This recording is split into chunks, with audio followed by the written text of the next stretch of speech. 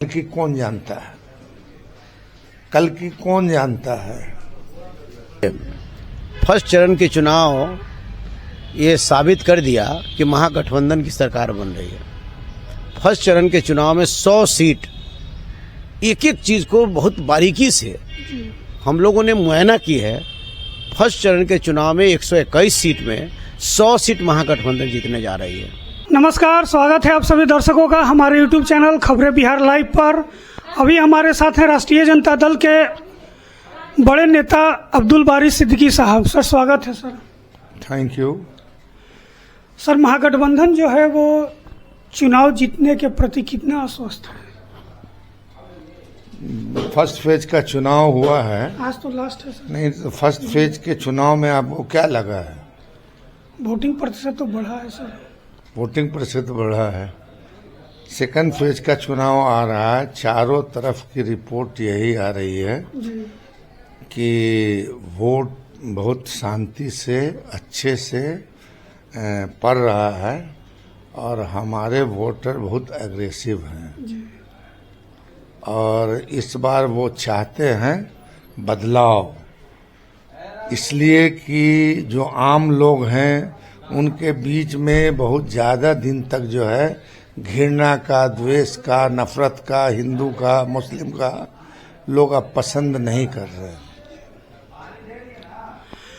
तो सर एक तरह से माना जाए कि जीत के लिए आप लोग आश्वस्त हैं कि जीत होगी महागठबंधन की? तो हम जीतने के लिए लड़ रहे हैं, तो हारने के लिए लड़ रहे हैं थोड़ी है। अच्छा। सर कल सम्राट चौधरी जो थे डिप्टी सीएम, वो एक प्रेस कॉन्फ्रेंस की है। उस प्रेस कॉन्फ्रेंस में उनका कहना था कि लालू जी जो हैं वो कट्टा के प्रतीक हैं। लालू प्रसाद यादव जो हैं वो कट्टा के प्रतीक हैं और अपराधियों का जो है बढ़ावा दिया। अब मेरा छोटा भाई की तरह रहा है, उसको कितना बार समझाते हैं कि जुबान पे कंट्रोल रखो, समझेगा नहीं, चाहे जहां भी रहो, तो छोटी मुंह बड़ी बात नहीं करनी चाहिए। अच्छा सर, सीमांचल में ओवैसी साहब भी फैक्टर बने हैं क्या? मुझको जानकारी तो नहीं है कि कितना फैक्टर हैं वो।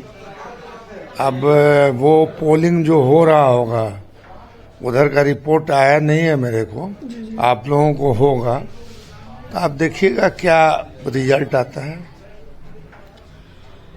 सर अगर जनसुराज महागठबंधन से जुड़ना चाहे अगर सरकार बनाते समय, तो क्या आप लोग जोड़िएगा उनको?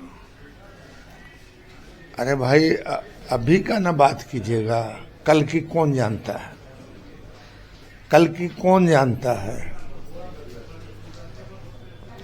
चलिए धन्यवाद सर, आपने कीमती समय दिया इसके लिए। अभी हमारे साथ हैं शिवचंद्र राम सर। ये जो हैं राष्ट्रीय जनता दल के बहुत पुराने नेता हैं और बड़े नेताओं में इनकी गिनती होती है।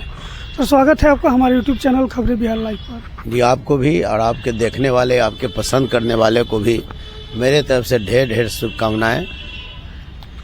सर जैसा कि प्रथम चरण का तो चुनाव हो चुका है, आज द्वितीय चरण है, लास्ट दिन है आज चुनाव का। सर ऐसे में क्या लग रहा है सर, महागठबंधन कितनी मजबूती से? देखिए, फर्स्ट चरण के चुनाव ये साबित कर दिया कि महागठबंधन की सरकार बन रही है।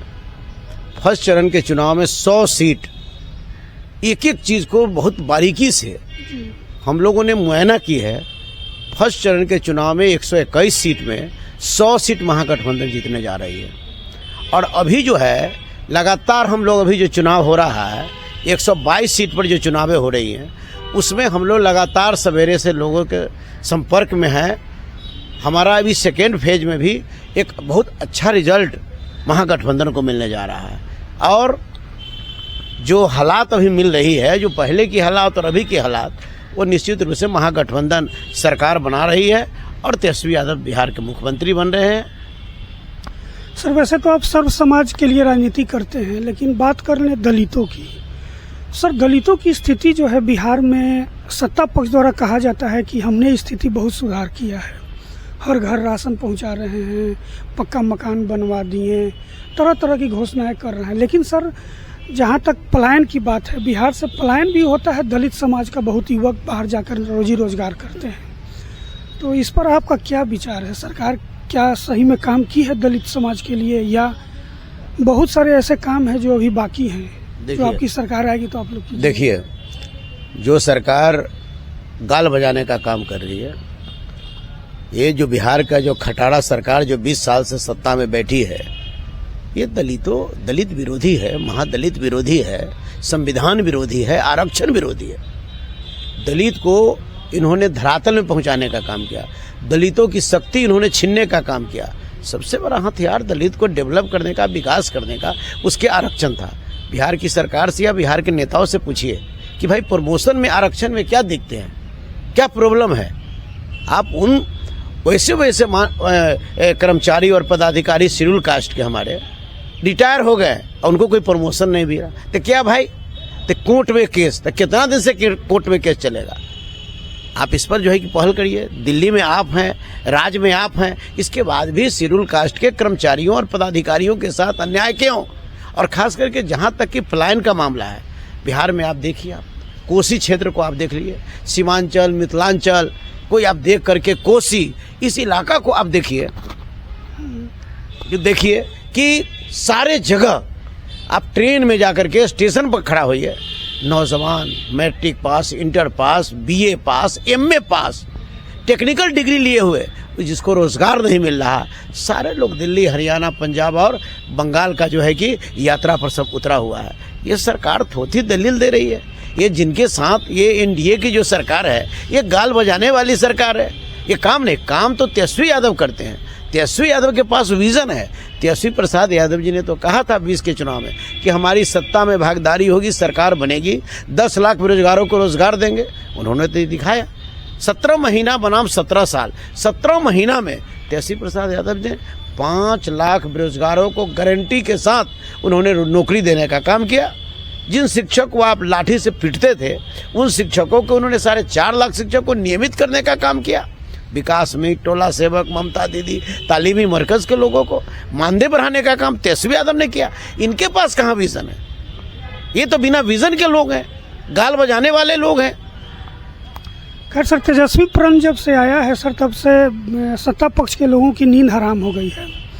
इनका घोषणा जो हर घर नौकरी हो गया, जितने भी आपने अभी जो चर्चा किया दरोगा अभ्यर्थियों की पर लाठीचार्ज हुआ, इससे लेकर के वार्ड सचिव संघ जो हो गए पुराने, इन लोग के बारे में जो कहा गया कि सबका ध्यान रखा जाएगा, सबको जो है रेगुलर कर दिया जाएगा, तो सर क्या ये सत्ता पक्ष द्वारा तो कहा जा रहा है कि खोखली वादे हैं, क्या ये सच में खोखली वादे या सही में होगा? नहीं, हम फिर बोल रहे हैं कि सत्ता पक्ष के लोग गाल बजाने वाले लोग हैं, सिर्फ जो कि गाल बजाने का काम करते हैं।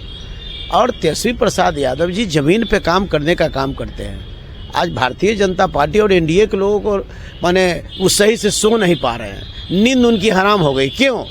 तेजस्वी यादव जी ने जो कहा है करके दिखाएगा। माई बहन मान योजना 2500 रुपये महिलाएं को देने की बात की उन्होंने, और अब इन्होंने पूरे को जोड़ा कि साल भर का पैसा हम 14 दिन भी मुकर्रर तेजस्वी यादव ने कर दिया उन महिलाओं के लिए कि मकर संक्रांति, जिसको गाँव में तिल संक्रांत कहते हैं, दही चूड़ा के दिन हर महिलाओं के खाते में 33 लाख रुपया, 33,000 रुपया तेजस्वी यादव जी भेजने का काम करेंगे।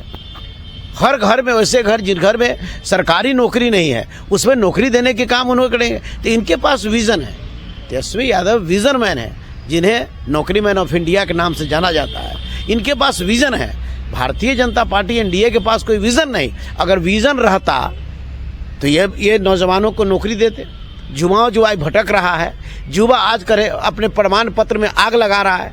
हरियाणा और पंजाब का जो हरियाली को देख रहा है, ये बंगाल और राजस्थान की हरियाली को देख रहा है, गुजरात और पंजाब जा रहा है। इसके रोकने का कोई इनके पास कोई विजन है क्या? ये तो गाल बजाने का काम कर रहे हैं, ये तो बोलने का काम कर रहे हैं, करते कुछ नहीं है।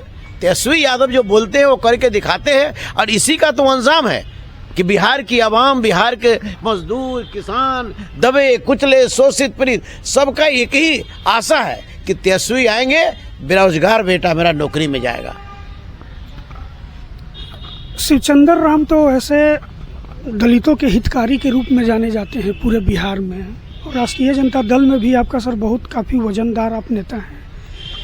एक सवाल सर राजनीति से हट के पूछते हैं, क्या चिराग पासवान और मांझी जी को दलित अपना नेता मानता है। नहीं, दलित नहीं, दलित उनको कोई दलित नेता नहीं मानता है। हालांकि दलित के नाम पर तो वो राजनीति कर रहे हैं। नहीं, दलित के नाम पर राजनीति कर रहे हैं। दलित अगर उनको नेता अगर मानता तो जिस समय देश के गृह मंत्री पार्लियामेंट में बाबा साहब भीमराव अम्बेडकर के नाम लेकर के उनको अपमानित करने का काम किया, उस समय चिराग पासवान और मांझी जी बेंच थपथपा रहे थे, मुस्कुरा रहे थे।